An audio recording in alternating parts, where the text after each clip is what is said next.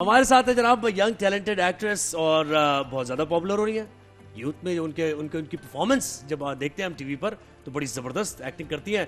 तो हमारे साथ है सैयदा नैना ब्लैक। एक्सट्रीमली फ्रेम खोले जरा, टैलेंटेड, फ्रेम खोले जरा, चार्मिंग क्या और बहुत कम और बहुत ही प्यारी बच्ची है। मुझे अपनी बच्चियों की तरह लगती है। देखिए जब मैं इसको और देखिए मिलती हूँ। सादगी में भी एक कहते हैं है ना ना? एक बात होती है हुस्न जी। जी। नैना कैसी हो? कैसी? बिल्कुल ठीक है। आप लोग कैसे हैं?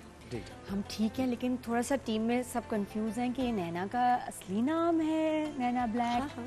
इंस्टाग्राम चेक किया, नैना ब्लैक, हमें कहीं कुछ और मिला नहीं। हाँ, अच्छी बात है ना, कुछ नहीं लेकिन मिला। मुझे बताएं कि ये नैना ब्लैक क्यों है, नैना ग्रीन क्यों नहीं है? अल्लाह, ये तो सवाल नैना white क्यों नहीं है? इतनी बार हम कोई और रंग रख लेते हैं, आप तब भी यही पूछते कि ये क्यों है। हाँ, बट वैसे ये नाम रखा गया, ये पड़ गया, ये क्या हुआ? एक्चुअली इतनी बार हम बता चुके हैं, लेकिन एक बार फिर बता देते हैं।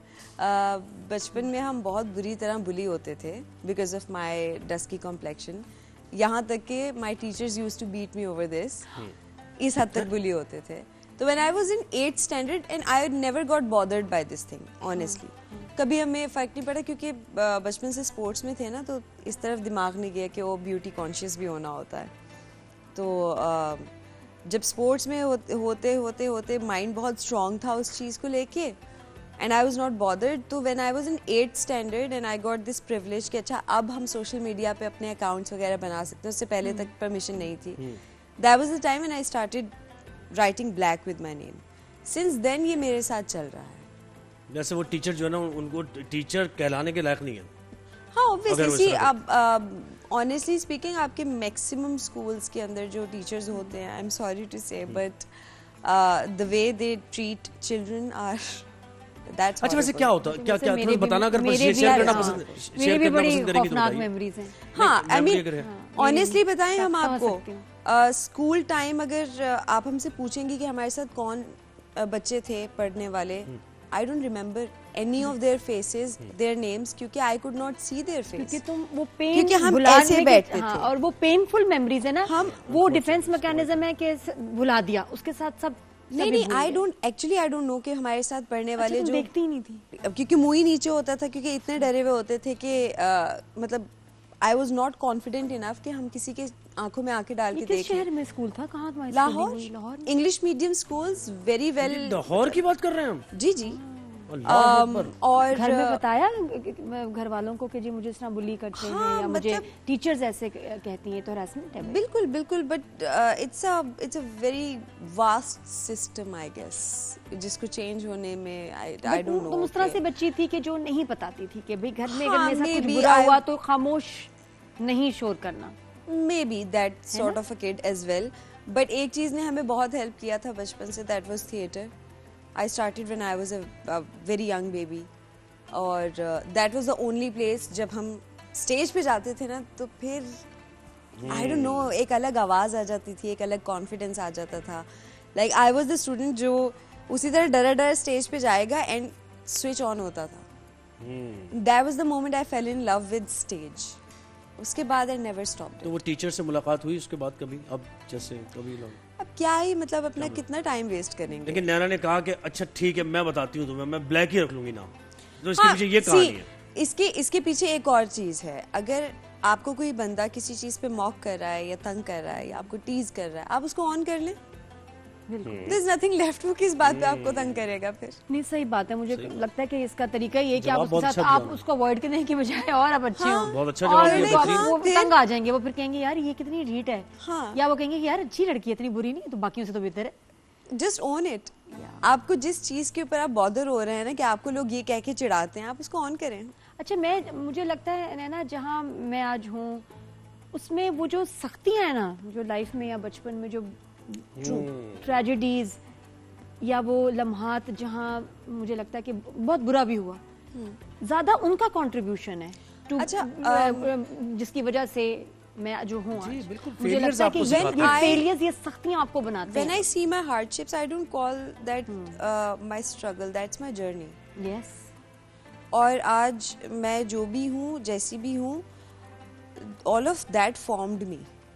बिल्कुल। उन्होंने मुझे बनाया, वरना मेरा शायद चीज़ों को देखने का नज़रिया चेंज होता या मेरा थॉट प्रोसीजर बिल्कुल डिफरेंट हो सकता था किसी भी चीज़ के बारे में। फॉर एग्जांपल मैं शायद इतनी सेंसिटिव ना होती अगर मैं इस तरह बुली ना हुई होती। बिल्कुल। मैं शायद इतनी कॉन्शियस ना होती अगर मेरे सामने कोई किसी को बुली कर रहा है या क्लासिस्ट कोई बात कर रहा है, तो मेरे दिमाग में शायद कभी बात ना आई होती अगर मैंने ये फेस ना किया और ये कुछ लाइफ के ऐसे इंसिडेंट्स बताओ जिसने तुम्हें चेंज कर दिया बिल्कुल ही। होता है ना आपके एक लाइफ के कुछ ऐसे होते हैं आई थिंक आपकी लाइफ में ऐसे मौके बार बार आते हैं। हाँ, लेकिन ऐसा कोई एक्सपीरियंस बताना बड़े रियलिस्टिकली कि एक दफा ऐसे हुआ ये वो, तो that changed my life, that changed my perception about the world, about life. Well अभी रिसेंटली भी कुछ ऐसी सिचुएशंस हुई जिसकी वजह से my thinking procedure again took a shift. क्या? I went through some difficult patch अभी recently, कुछ months पहले। Emotionally, I had a huge setback. मतलब इतना बड़ा कि I had to start everything from scratch. और financially मतलब financially, emotionally, physically as well. But उसमें I did not take it as कि ओ अब मेरे साथ ये हो गया, अब मैं क्या करूँ, अब तो मैं बेचारी। I take these things as challenges. हो गया, अब इसके साथ करना क्या है ये देखते हैं, क्योंकि रुकना तो नहीं है, वापस तो नहीं जा सकते। बिल्कुल सही। घर तो बैठ नहीं सकते, क्योंकि घर बैठने, हम हमेशा एक बात कहते हैं, आपके साथ एक ट्रेजेडी हुई है, उस ट्रेजेडी को एंजॉय करना या उस ग्रीफ को मनाना भी एक प्रिविलेज है। पहले उसको तस्लीम करना कि हो चुका है मेरे साथ। नहीं, इसको वो डिसबिलीफ होता है ना आपको कि नहीं मेरे साथ नहीं हो सकता। इस ग्रीफ को महसूस करना एक प्रिविलेज है। बिल्कुल सही कह रही है। ये आपकी आपको पता हो ना कि जब आपके पीछे ये सारी सिचुएशंस हैं कि आप 2 दिन 4 दिन घर बैठ के, हफ्ता घर बैठ के रो सकते हैं, तो आप रोएं।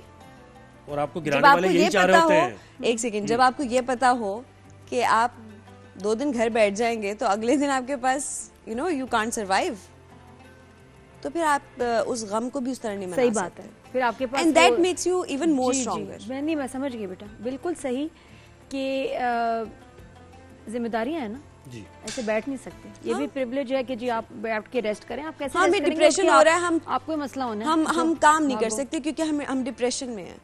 Even this is a privilege. Ask to the people जो डिप्रेशन में हैं but they push themselves to get up, to get out of the house and work in that condition. I am a psychologist as well. Depression is a state जहाँ पे there are times जब आप you're holding your pee, bathroom नहीं जा सकते क्योंकि आप depression के स्टेज पे हैं कि आपसे उठा नहीं जाता, या भूख लग रही है, प्यास लग रही है और उठ के किचन नहीं जाया जा रहा। Depression is that state of mind.